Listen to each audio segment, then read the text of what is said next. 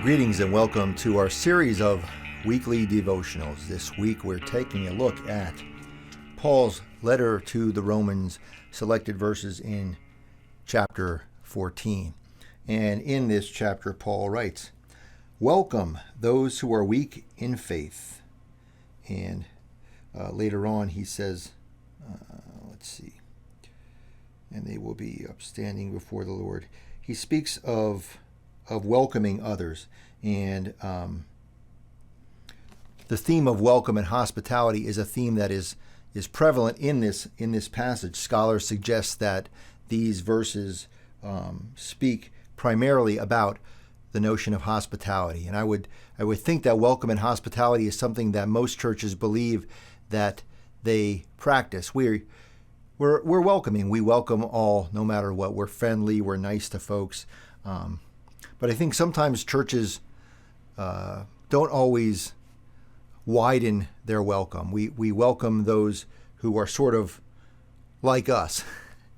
I remember an interview I saw with the writer, and speaker Parker Palmer, in which he was asked by a certain denomination to give a consultation for some churches that wanted to hold some conversations with one another in their churches about how to reach out to their communities. And as Parker Palmer was listening to this conversation among these church leaders and these representatives of congregations and their denomination, he asked the question, why are you just getting together with your churches to have these kinds of conversations? If you're interested in community, why don't you widen your welcome and invite community leaders that are not part of your church? Invite representatives from different community organizations. Look at all of the partners, all of the players in your local community, and invite them to come to your church and to have a conversation. Widen your scope a bit, widen your welcome. And while churches, I think, focus on welcome, we don't always widen that welcome. Sometimes the friendliness and the niceness and the hospitality is focused sort of on ourselves. The great father of the church, St. Augustine, once described sin as curling inward among ourselves. And I think, churches sometimes do that sort of thing. We focus inward instead of focusing outward and widening our sense of welcome.